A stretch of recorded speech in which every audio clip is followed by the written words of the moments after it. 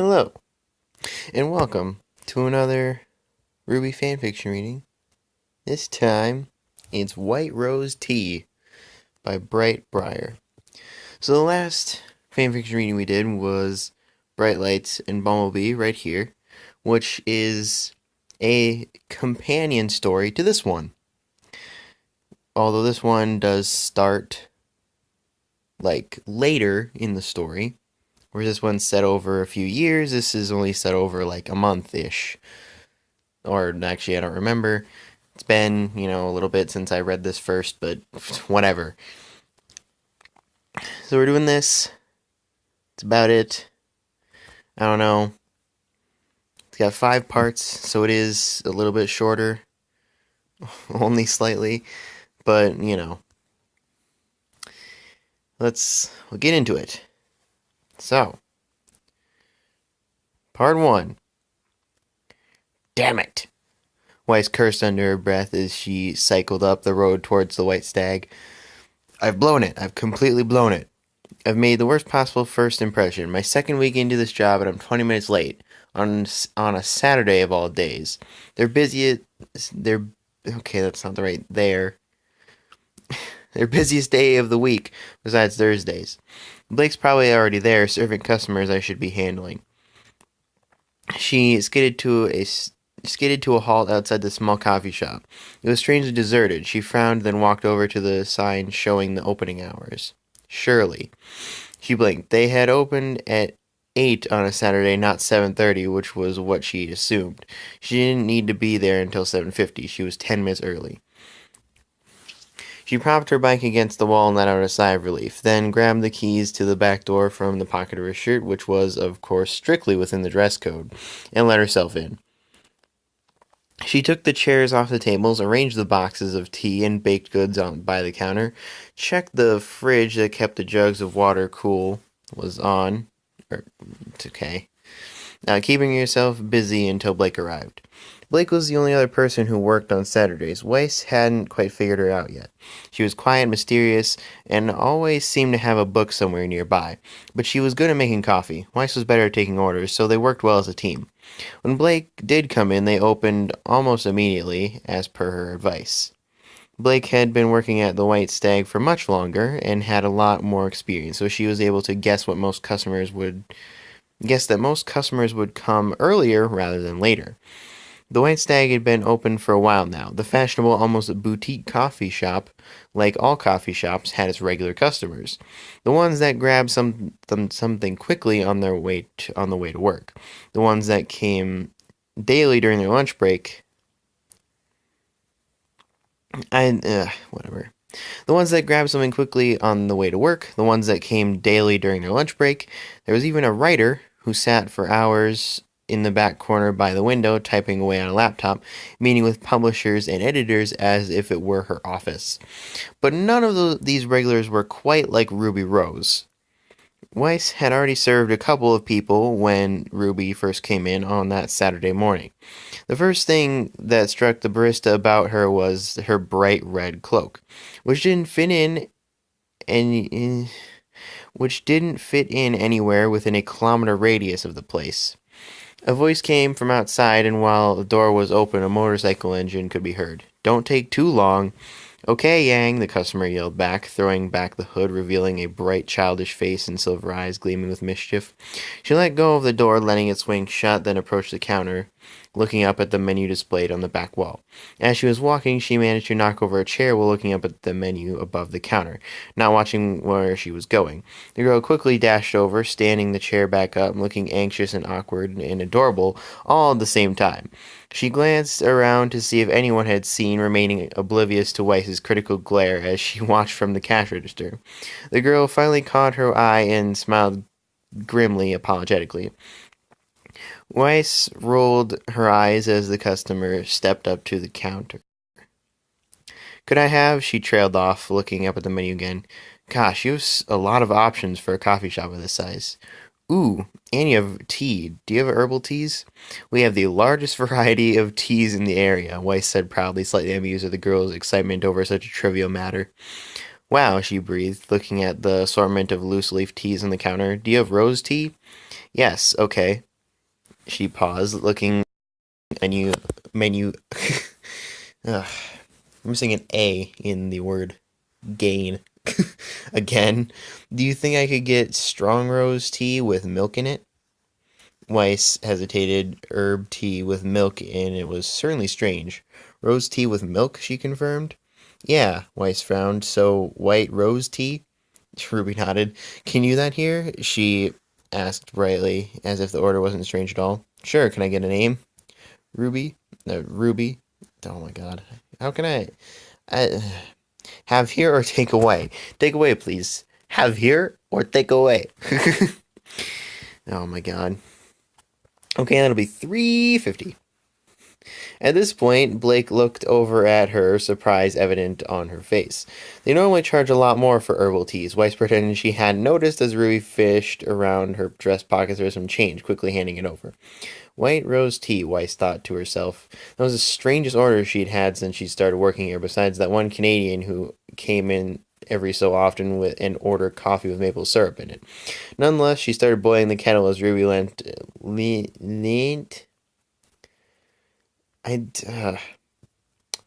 against the counter. So who are you? Weiss looked up. Pardon? Ruby shrugged. Just making conversation. I'm Weiss, she said quickly before turning back around to pour the boiling water into Ruby's cup. Weiss? Isn't that white in German or something? Yes. Oh, that's ironic. Weiss narrowed her eyes, not looking around, reaching for the tea bag. Why is it so ironic that my name means white? If anything, I thought it'd be quite fitting. Well, my surname's Rose, so that'd be ironic. White Rose. Plus, you work at the White Stag. Weiss blinked. I suppose it is a strange coincidence. Technically, it's not ironic, but I know what she means. Ruby shrugged and sprung onto a nearby table, swinging her legs, which didn't quite reach the ground. Weiss did her best to ignore her increasing heart rate and the heat she could feel in her cheeks. Stop it, she's cute, sure, but in that way? Weiss nervously checked her watch. She had to stand there awkwardly for another minute before the tea was strong enough. She allowed herself to glance at Blake, who was handing coffees to a couple of other people. Blake made eye contact, then glanced at Ruby. Then back at Weiss, then raised her eyebrows. Her amber eyes gleamed with curiosity. Weiss blushed even more deeply. What is he trying to say? After what felt like hours, the tea was done. She quickly took out the tea bag and threw it into the bin near the back corner, then reached for the milk, smoothly pouring a little bit in as if it was English breakfast or something. I hope that's what she wanted. She picked up the paper cup, put a lid on it, and turned around to give it to Ruby, who was waiting expectantly. Here you go, she said quickly, hoping the red on her cheeks had lessened. 1 white rose tea. Thank you. Or, I don't know. Weiss smiled. Have a nice day, she called as Ruby opened the door, leaving the shop. You too, I'll come back tomorrow. Weiss found herself staring at the door for a good couple of minutes after Ruby left, though she couldn't put her finger on why. Eventually, Blake came over and nudged her. You like her, she stated quietly. What? Blake smiled softly. I don't know if you prefer girls in general, but you definitely like her. How did you... 350, avoiding her gaze, blushing like there's no tomorrow? Please, Weiss, stop trying to deny it. Weiss crossed her arms, looking away. It's none of your business if I like her, she huffed, but Blake just laughed before moving on to serve the next customer. Weiss couldn't have been more shocked when Ruby returned to the White Stag the very next day. The bells on the door rung brightly as she pushed it open. Blake looked over at Weiss, her eyebrows shooting upwards, but Weiss pointedly ignored her, though her heart suddenly thudded harder in her chest when she recognized the customer. Ruby came in dressed in much the same clothing, black jeans, a bulky hoodie, combat boots, and that bright red hood. Weiss looked at Blake desperately, mouthing help, but Blake just winked. Weiss let out a sigh of exasperation. Hello, Weiss. I was hoping you'd be here, Ruby said brightly, resting her forearms on the counter, smiling. She was? You were? Well, yeah, you seem nice. Weiss felt her stomach flutter. And, she went on, I don't have to explain my order a second time if you're here, do I? I guess not. Same thing, then, Weiss replied, pleased that her voice didn't sound as shaky as she expected. Yes, please, but eat in this time. Eat in? So she'll be here even longer? Is that a good thing or a bad thing? Weiss nodded and reached for the rose tea, cursing under her breath as her shaking hand knocked the entire box off the shelf, sending tea bags all over the floor. Ruby looked up surprised. I'll help, she offered. Weiss knelt down, starting to pick them up. No, you don't have to. But Ruby had already jumped easily over the counter, landing heavily beside Weiss, right beside her. Oh God, the counter wasn't separating them anymore. Ruby knelt down and helped pick up the rose tea scattered across the tiles. Her silver eyes finally met Weiss's icy blue ones as she picked as many tea bags as she could hold at once and handed them to Weiss. Weiss swallowed hard. Thanks. No problem. No problem. Ruby continued to hold Weiss's gaze, and Weiss was relatively sure she'd have a heart attack right then. Ruby trailed off, offering her hand to Weiss so that she could pull her up. Are you okay? Your hands are still shaking. I'm fine, Weiss replied, but she said it a bit too quickly. It's cold in here. Well, that would explain why your cheeks are all red, too. Weiss's eyes widened as they probably went even redder. Are they? Yeah, Ruby laughed. They're really, really red. Like roses, Weiss joked, taking Ruby's hand. Ruby laughed. The sound was enough to make her grin like an idiot as she got to her feet, with Ruby's help, and brushed dust off her knees. Ruby inconspicuously stepped around to the other side of the counter. Weiss hesitated to use the tea bag which had just been on the floor. As she continued to pause holding the tea bag above the cup, Ruby eventually stated that she didn't care, so Weiss put it in and started boiling some water. I was wondering. Yes? How much is this? Ruby pointed to a cinnamon roll inside a case by the counter. Weiss paused this time to make sure she got the price right. $5.50. Ruby smiled. I'll take one of those too then. Sure, thank you. Weiss handed Ruby a number for her table, and Ruby took it over to the one closest to the window. As she did so, Blake came in from the back entrance carrying a couple bags of coffee beans. I had to leave as you were taking your order. How did it go? How did what go? I don't know, interacting with her in general.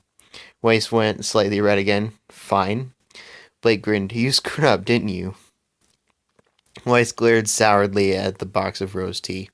Blake rolled her eyes. Did she want anything else? Cinnamon roll? Okay, I'll take it out to her. Wait. Blake looked around at Weiss, faintly surprised. Weiss swallowed nervously, looking over at Ruby. She was taking off her cloak, draping it over the back of the chair. I'll do it, Weiss murmured, watching as she pulled out the chair and sat down. Okay. Blake moved over to the cash register to intercept another customer as Weiss continued to gaze steadily at Ruby. Did she really like her? Most signs seemed to point to a pretty solid yes. She was incredibly sweet and good-natured, very charming, and even if she was a little awkward, to Weiss that could only add to her charm. And her eyes, those silver eyes that expressed so much emotion, were so wide and innocent, and her concern and interest in a total stranger was touching. It took a moment for her to register that Ruby was staring back at her, grinning. Weiss jumped back. She was so surprised, making Ruby laugh. Weiss awkwardly averted her eyes, turning some obscene shade of scarlet, while Ruby continued to badly attempt to stifle her laughter.